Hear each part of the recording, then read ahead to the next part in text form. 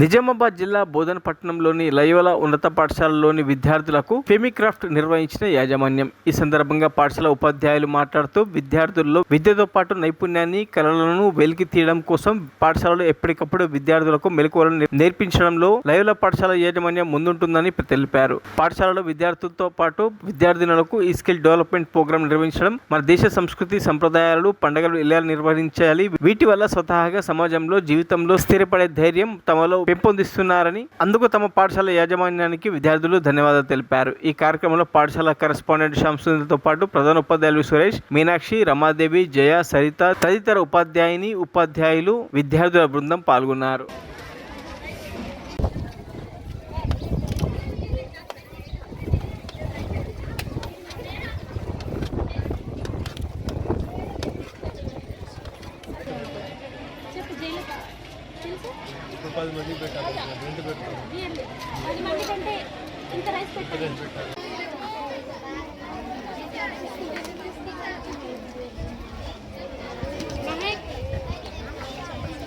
Loyola ఉన్నత పాఠశాల యాజమాన్యం, అలానే ఉపాధ్యాయ బృందం ఇక్కడ అందరం కూడా ఒక మంచి ఉత్సవాన్ని జరుపుకుంటున్నాం.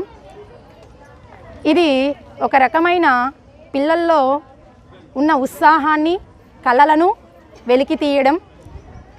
కామన్గా ప్రతి పాఠశాలలో కూడా ఈ రోజున పిల్లల్ని చదువు అంటూ విద్య వైపున మళ్లించడం కోసం పాఠశాల యాజమాన్యాలు పిల్లల్ని విద్య అనే బరువుని, భారాన్ని తమ ఒత్తిడిగా పెట్టి పిల్లల్లో ఉన్న కళలను వెలికి తీయకుండా ఒక విద్య మీద మాత్రమే దృష్టి పెడుతున్నారు.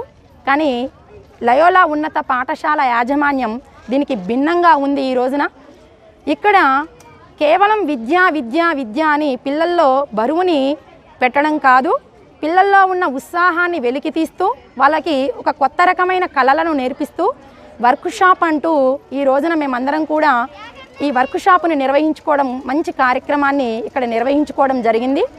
ఈ వర్క్షాప్లో భాగంగా పిల్లలు తమ జీవిత కాలంలో తమ కాళ్ళ మీద తాము నిలబడడం, ఒకవేళ ఉద్యోగం రాని పక్షంలో స్వతహాగా ఆత్మాభిమానంతో, ఆత్మవిశ్వాసంతో ముందుకు ఎలా వెళ్ళాలి, జీవితంలో తాము అనుకున్న విధంగా కుటుంబాన్ని ఎలా పోషించుకోవాలి.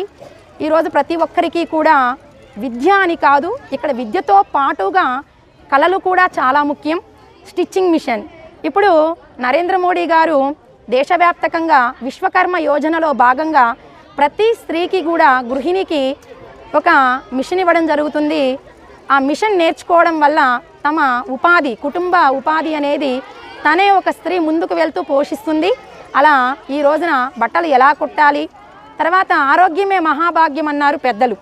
ఈ రోజున బిజీ ప్రపంచంలో ప్రతి ఒక్క వైఫ్ అండ్ హస్బెండ్ కూడా ఉద్యోగం అంటూ వెళ్తూ పెద్దలని పట్టించుకోకుండా మన ఆచారాలను, సాంప్రదాయాలను, ఆహారపు అలవాట్లను తుంగలో దొక్కేసి కర్రీ పాయింట్స్ నుంచి కర్రీ తీసుకురావడం, తర్వాత హోటల్ నుంచి భోజనం తీసుకురావడం, పార్సిల్స్, ఈ వంట చేయడం చేతగాక ఇలా ఆరోగ్యాన్ని తుంగలో తొక్కేస్తున్నారు.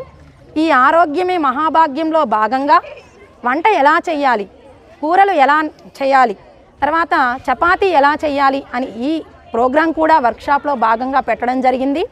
అలా దసరా ఫెస్టివల్ అప్పుడు బతుకమ్మ ఆడిపిస్తారు. ఇంకా 25